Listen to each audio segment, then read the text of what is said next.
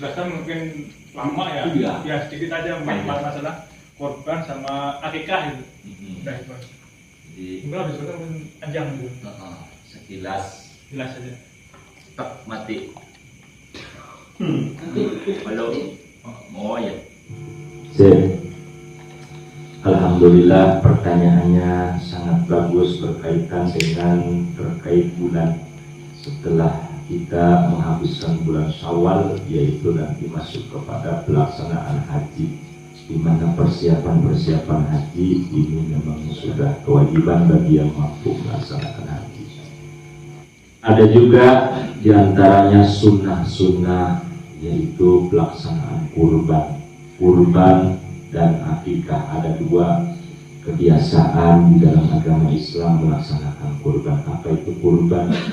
Kurban itu adalah pelaksanaan di mana seseorang mempunyai harta yang cukup luar biasa, diberikan keberkahan limpah hartanya, maka sunnah muakkad hukumnya bagi orang yang mampu melaksanakan kurban, yaitu menyembelih hewan kurban yang boleh hewan kurban disembelih, diantaranya yaitu mulai standar kambing, terus kerbau, sapi, kalau di Timur Tengah unta. Itu hukumnya sunnah muakkad, bukan wajib. Kalau sunnah muakkad definisinya bagi orang yang mampu maka dipersilahkan untuk kurban.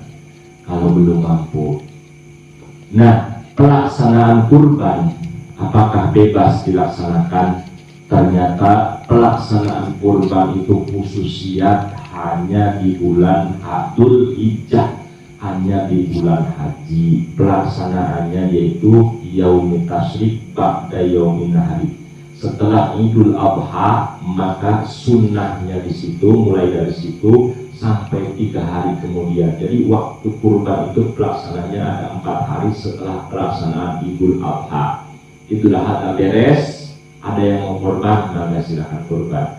Belum misalnya ada rezeki hari itu, besok ada rezeki yang melimpah misalnya, maka Pak Utut boleh membeli kambing. Misalnya hari kedua masih disunahkan yaitu menyembelih kurban. Hari kedua belum bisa, masih banyak undangan kurban, misalnya hari ketiga gitu. Jadi tasrik itu 3 hari setelah Yaumun Nahar. Yaumun Nahar 1 Idul Adha, 3 harinya berarti Yaumun Tasrik. Nah disitulah disunahkan pelaksanaan kurban. Nah itulah hukumnya sunnah muakkad. Kalau akikah itu adalah di mana disunahkan bagi orang yang mempunyai kelahiran anak. Sunnahnya afdolnya, cakepnya. Begitu dia lahir, dari hari itu afdolnya sampai 7 hari sunnah akikah. Kalau laki-laki 2 kambingnya biar kanan kiri gandeng ibu bapaknya nanti di mahsyar, hebat perangkatnya menuju. Nah, biar diakui hadisnya kenapa disunahkan akikah buat anak. Ada label Anu bin Anu. Jadi misalnya anak kita bin Anu, itu akikah hikmahnya. Jadi tidak ada kekeliruan nanti. Itu manfaat daripada akikah. Berarti anak saya belum jadi nanti seorang tidak ngaku, sama tidak ngaku, cuma pencariannya lemot lama.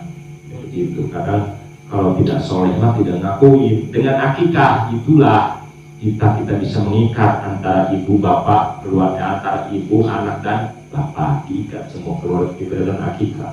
Saya belum dikakikahkan sekarang, nggak apa-apa, besok nggak apa-apa, sebab begini hukum akikah mah bigoiri waktin, tanpa ada sekat waktu, mau di bulan apa saja, mau hari apa saja, bebas hukumnya. Itu mah akikah mah, jadi begitu Pak. Jadi khusus kurban mah pelaksananya di bulan Dzul Hijjah, di bulan haji. Orang yang lain melaksanakan haji, kita di sini melalui syariat Nabi Allah Ibrahim alaihissalam, kita mengikuti sunnah Rasulullah, yaitu melaksanakan kurban pun bagi orang yang mampu. Tinggal kita bikin cara saja. Apa kita mau patungan, cara bikin arisan. Misalnya tahun ini Ya kita 1000, 2000, 1 tahun juga bisa aja ini panitia urusan nanti insya Allah. Ya, kita insya Allah pasti itu bisa kurban dengan gotong royong. Mudah-mudahan kita diberikan lapang rezeki oleh Allah Subhanahu wa Ta'ala. Cukup belum ada segitu. Jadi Beda Nama nama Mas Supri. Supri ya. Menyambung pertanyaan Pak Yedi tadi. Silahkan disambung. Mana yang lebih didahulukan nih, Bapak kan nasibnya dulu kurang mampu, begitu mampu mana didahulukan kurban dulu atau akikah dulu gitu. Ya, sip. Nah, seperti pelaksanaan puasa di bulan suci Ramadan datangnya 1 kali setahun. Misalnya kita akikah belum, pas begitu punya rezeki di bulan Dzulhijjah ini, di haji ini. Nah, apakah kita sembelih buat akikah dulu jadikan? Apakah kita kurban? Nah, ini memang bagus cocok pertanyaan. Kalau kita menunggu ke tahun depan, siapa tahu ajal tidak tahu. Setelah kita menghadap bulan suci bulan Dzulhijjah sudah di depan mata. Akikah dulu, kurban dulu. Nah, ini Rasulullah SAW bahkan Imam Nawawi mengatakan kalau seperti itu, misalnya Dzulhijjah itu seperti halnya Ramadan dan hanya 1. Kalau punya lapang rezeki itu silahkan didahulukan kurban kalau mampu pas waktu itu. Gitu. Kalau misalnya saya mah kurban nanti aja akikah. Nggak apa, akikah didahulukan gitu. Sebelum kurban insya Allah tahun depan. Jadi ini boleh, itu juga boleh, tapi keutamaannya berhubung datangnya 1 tahun sekali, ya kurban dulu baru akikah gitu. Tinggal wasiat saja ke anak istri. Wasiat belum hari tasrik maka mati sajalah beliau itu seperti orang Yahudi, Majusi dan lain sebagainya. Nah, untuk nanti Rasulullah agak mulai ini pas waktu itu. Jadi ada orang ini, usahanya luar biasa, itu banyak di ATM. Banyak namanya sudah tinggal dihitung. Pas kurban, ini doang, tulang pinggang, jadi mana daging bagian aku? Ini Rasulullah marah nih. Padahal dia tuh sanggup beli 10 ekor. Nah ini panas ya lah.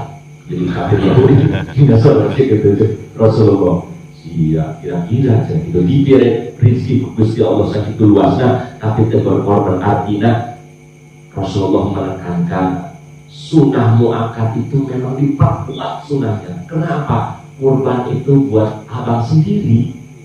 Kendaraan juga Mercedes lewat, Mercy lewat, Ferrari wah lewat pokoknya mah. 1 kurban 1 kambing saja atau sapi untuk 7 orang nanti dimasak bukan naik bus rombongan masing-masing. Jadi ada perjalanan menuju masal itu, kendaraan itu datang. Siapa? Untung. Ada tulisan itu, untung kurban Pak Untung misalnya. Ada langsung kenal. Walaupun miliaran juta manusia, masing-masing kurban itu akikah itu nyamperin. Anak kita juga begitu. Siap kita terbang berjalan melalui kendaraan itu. Jadi fungsinya kurban adalah buat kendaraan kita nanti 3000 kali 7 kali 3 21 berapa? Benar? 21.000 tahun Bang menuju Raudhatul Jannah itu. Makanya dengan ilmu, dengan kurban, dengan sedekah, dengan bengek amaliyah ibadah di dunia ini, ayo masru'ah, mumpung sekarang kita cocok tanam buat amal bekal akhirat. Jadi antaranya kurban Pak Untung hikmahnya adalah buat kendaraan kita mulai setar, kata Rasulullah, yo setar barisanku. Lumayan kendaraan kita yang bagus. Makanya kambingnya kata Rasulullah yang bagus, yang gemuk, yang tidak ada cacat, biar bisa lebih juga nggak cacat. Kalau kupingnya ada sobek, mulutnya misalnya sumbing, soalnya nanti spiona nggak ada sebelah, lampu sen, dan ada sapi seperti kehidupan begini. Jadi ada sel, lampu tembak dan sebagainya, itu menyempurnakan kendaraan kita. Makanya cari kambing yang paling bagus.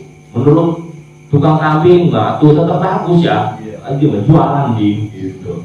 Jadi ya ada nanti diceritakan di fikih cara kambing, umurnya juga harus cukup. Umurnya sudah 1 tahun lebih ke sana, giginya sudah tunggal, gugur ya, patah pempong. Dilihat dari kuping, dari gigi, dari umur, terus dari postur kaki, kuping dan lain sebagainya.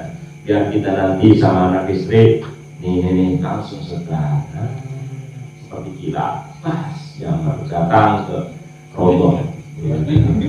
Iya, datang ke rombong ada sepoi-sepoi anu. Taman Sorga itu kan banyak pohon, iya bang, silakan.